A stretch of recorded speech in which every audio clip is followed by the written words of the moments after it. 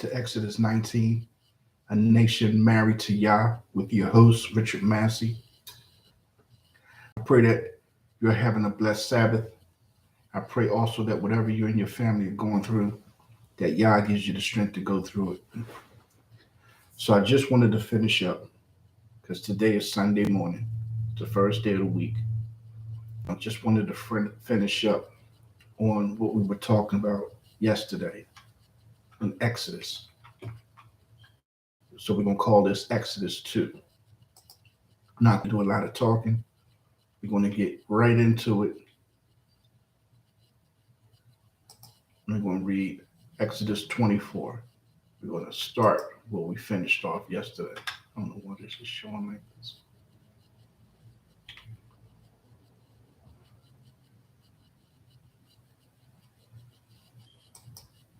Okay. Let's get started. Exodus 24:1. And he said unto Moshe, Come up unto Yahweh, thou and Aaron and Nahab and Abihu, and 70 of the elders of Israel, and worship ye afar off. And Moshe alone shall come near Yahweh, but they shall not come nigh, neither shall the people go up with him. And Moshe came and told the people all the words of Yahweh, and all the judgments, and all the people answered with one voice and said, All the words which Yahweh has said, we will do. So we see right here that the people agreed to the covenant, right? They agreed to it. 24:4.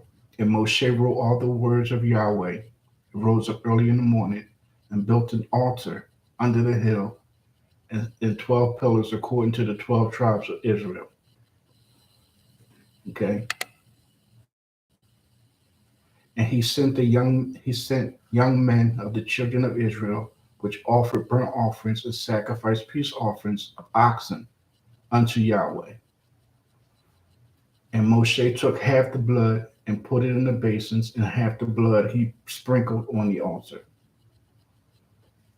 And he took the book of the covenant, he took it, and read it in the audience. And the people said, All that Yahweh has said we will do, and be obedient.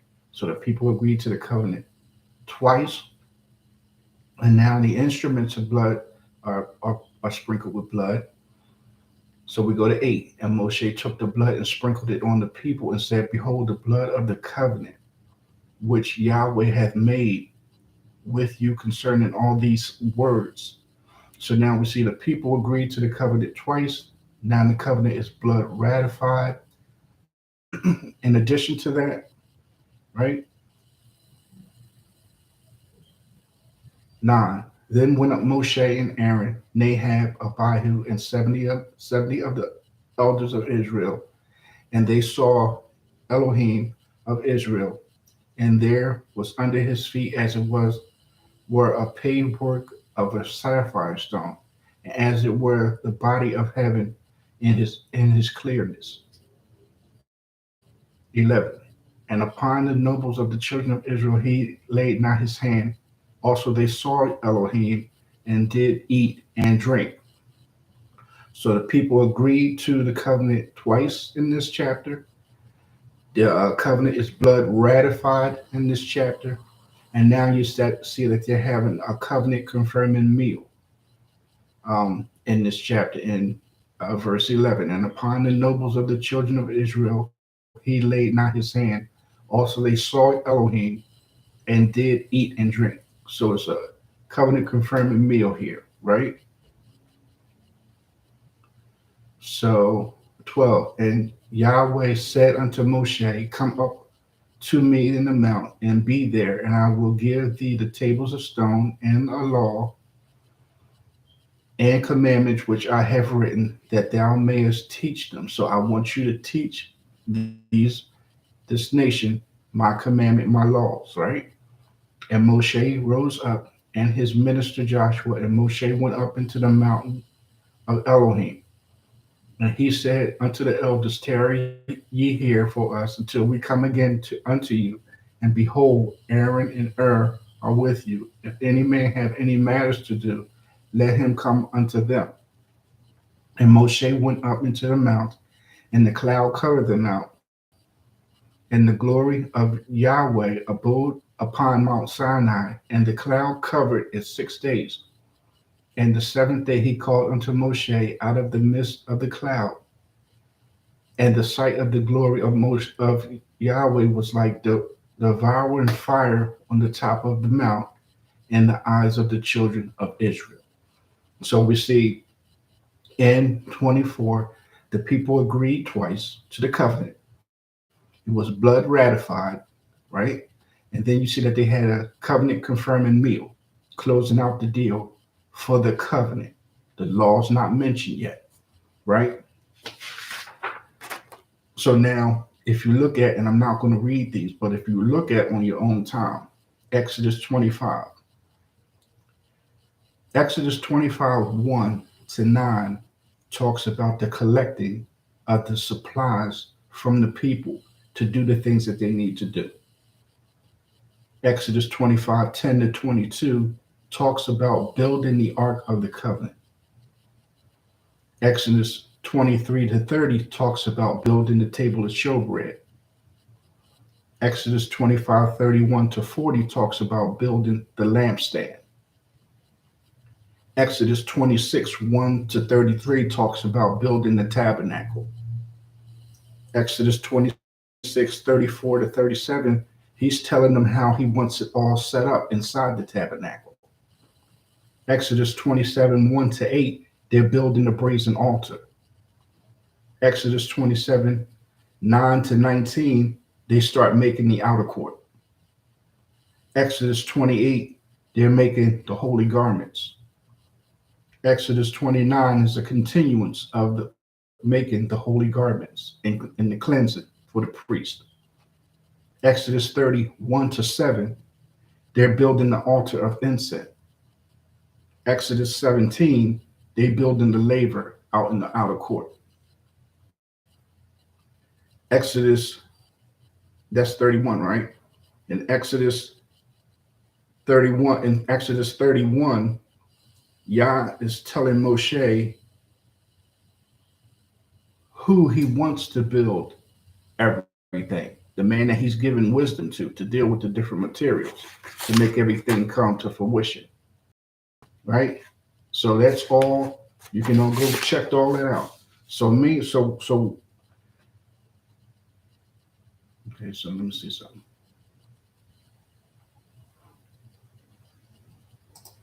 So you see that from 24, the people agreed to the covenant twice. It was blood ratified. It was a covenant confirming meal, all in 24. You see from 25, 26, Exodus 27, Exodus 28, Exodus 29, Exodus 30, Exodus 31. Moshe is in the mountain. The people don't know what happened to them. So let's go to Exodus 32. Still, with all the design of the tabernacle and the outer courts and all the pieces and tools that they need. No law yet. So now let's go to Exodus 32 and read that. See what we get. Exodus 32 and 1.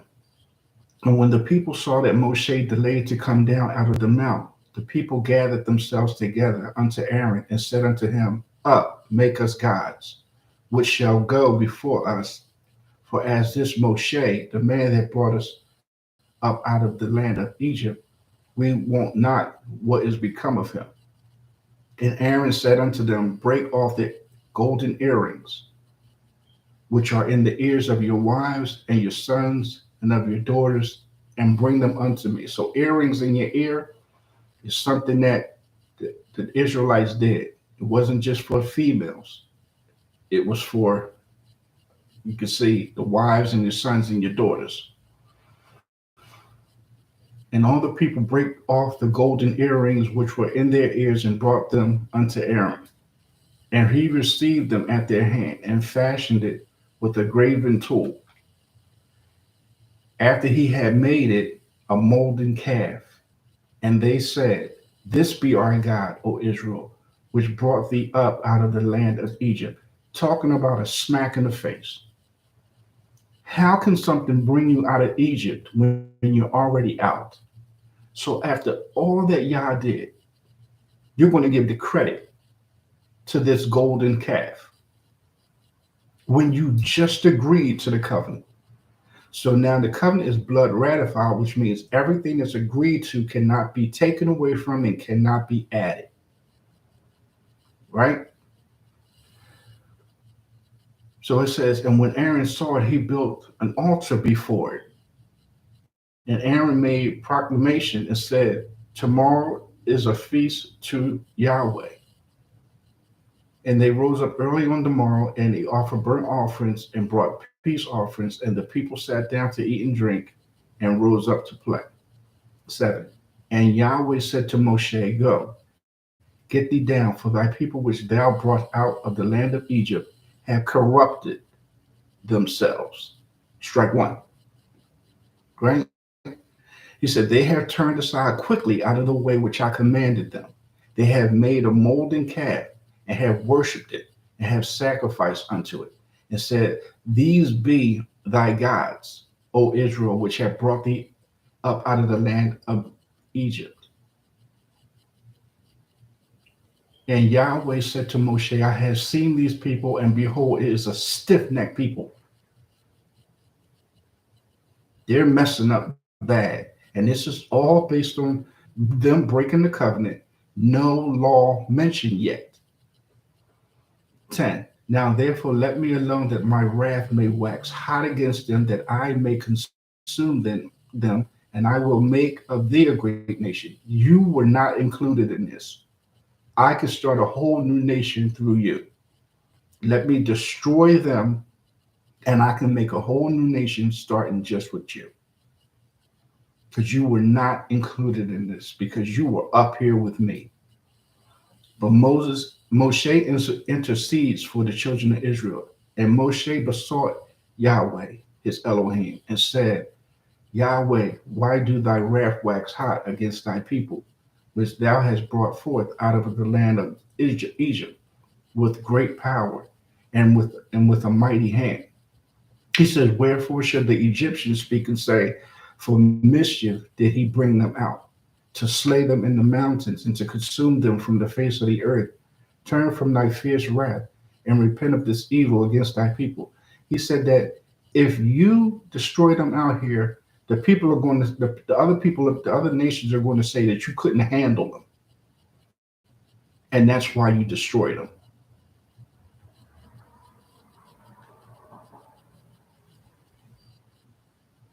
"13. Remember Abraham." Why we got to remember Abraham? Genesis 12. Isaac, later on, but attached to Genesis 12, the covenant, the promise they made to each other. And Israel, Jacob. Genesis 12. Without Abraham, there's no Isaac in Israel. Genesis 12.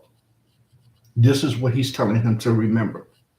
And if it wasn't for these guys, mostly Abraham, I think everybody would have been destroyed because he had to remember his promise. He said, remember them, thy servant to whom thou swearest by thine own self, and said unto them, I will multiply your seed as the stars of heaven, and all this land that I have spoken of will I give unto your seed, and they shall inherit it forever. And Yahweh repented of the evil which he thought to do unto his people. And Moshe turned and went down from the mount, and the two tables of the testimony were in his hand, and the tables were written on both sides. On the one side and on the other were they written. And the tables were the work of Elohim, and the writings were the writings of Elohim, graven upon the tables. And when Joshua heard the noise of the people as they shouted, he said unto Moshe, there is a noise of war in the camp. And he said, it is not the voice of them that shout for mastery, neither is it the voice of them that cry for being overcome, but the noise of them that sing do I hear. These guys are having a party. Who's that sound like? And it came to pass as soon soon as he came nigh unto the camp, that he saw the calf and the dancing, and Moshe waxed hot, and he cast the tables out of his hand and break them beneath the mount. So he threw them down, and he took the calf which they had made and burnt it in fire, and ground it to powder, and strawed it upon the water, and made the children of Israel drink it.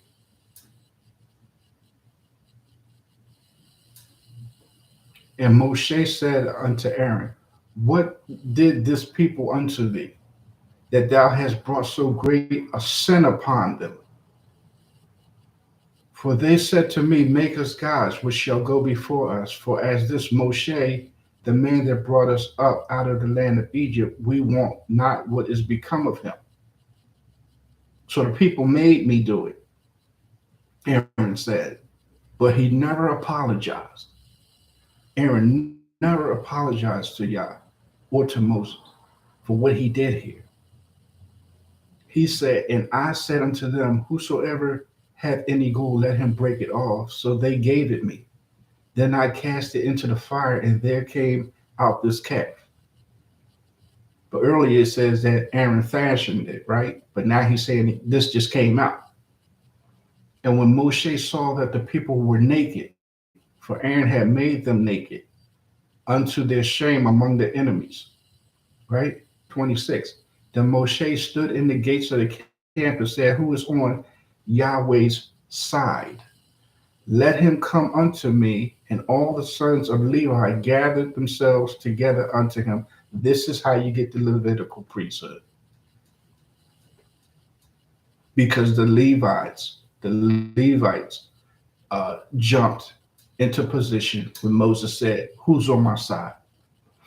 If it was any other nation, any one of the other tribes that would have did this, the priesthood would have been named after them. But because the Levites gathered themselves unto Moshe, they became the Levitical priesthood. It wasn't something that was organized. It was just at this moment at the start. And he said unto them, thus saith Yahweh Elohim of Israel, put every man his sword by his side, and go in and out from the gate to gate throughout the camp, and slay every man his brother. This is inside the nation of Israel. This is the Levites going to kill their evil brothers. He said, gate to gate throughout the camp, and slay every man his brother, and every man his companion, and every man his neighbor. And the children of Levi did according to the word of Moshe, and there fell of the people that day about 3,000. And Moshe had said, consecrate yourselves today to Yahweh, even every man upon his son and upon his brother, that he may bestow upon you a blessing this day. And it came to pass on the morrow that Moshe said unto the people, ye have sinned a great sin, and now will go up unto Yahweh. Peradventure I shall make a atonement for your sin. Right? Almost done. And Moshe returned unto Yahweh and said, oh, these people have sinned a great sin, and have made them gods of gold. Yet now, if thou wilt forgive their sin, and if not, blot me, I pray thee, out of thy book which thou hast written. And Yahweh said unto Moshe, whosoever, not you, but whosoever has sinned against me, him will I blot out of my book. So everyone that participated is going to be blotted out of my book, not you. That's why I offered to make another nation through you.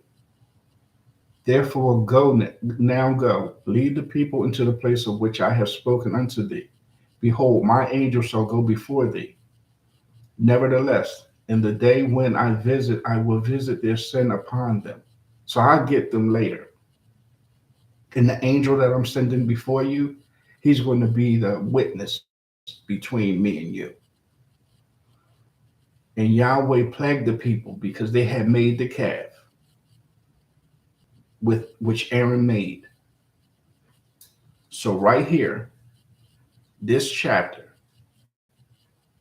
you can see that now the law is brewing. But from Genesis 1 to Exodus 34, everything was covenant. So, what's your point, Rich? This is my point. The Bible said the spirit of Elijah was to return the hearts of the sons back to the Father. The spirit of Yahshua HaMashiach, his job is to return the hearts of the sons back to the Father. So, no, one of the reasons why I was saying that we had to follow the law was because I looked at from Genesis 1 to Exodus 34 as the same thing. But you can clearly see that it's two things: covenant commandment and then the law, which is still not really started yet. So when you say the Feast of the Tabernacles and the Feast of Unleavened Bread is under the law, we don't have to do it. Unleavened bread was mentioned before the law is even mentioned yet. The Sabbath day is mentioned before the law is even established yet. Clean and unclean animals, dietary law, is mentioned before the law is established. And when the law is established, they're just further explained the Sabbath and the different feasts and the unclean and dietary law. They're explained further. So that's when you're thinking, oh, well, they're in the law. No, they're in the covenant commandment. So when they broke the commandment, the law was a schoolmaster to teach them how to stay close to Yah, which was still not good enough, but it held them close until Yahshua came. When Yahshua came and died on the cross, he divorced you from the schoolmaster, parentheses, the law, to now make you single again to marry not grace, not to be under the grace dispensation, but he destroyed the law that you were married to so that now you can single. Remember, the law says if you were married, you can't marry another, right? Well, Yahshua died on the cross not only to save you from your sins by dying on the cross and taking your penalty, but he also gave you a way to divorce the law in the New Testament to do what? To go back to Genesis 12, unleavened bread, Sabbath day, clean animals, and other things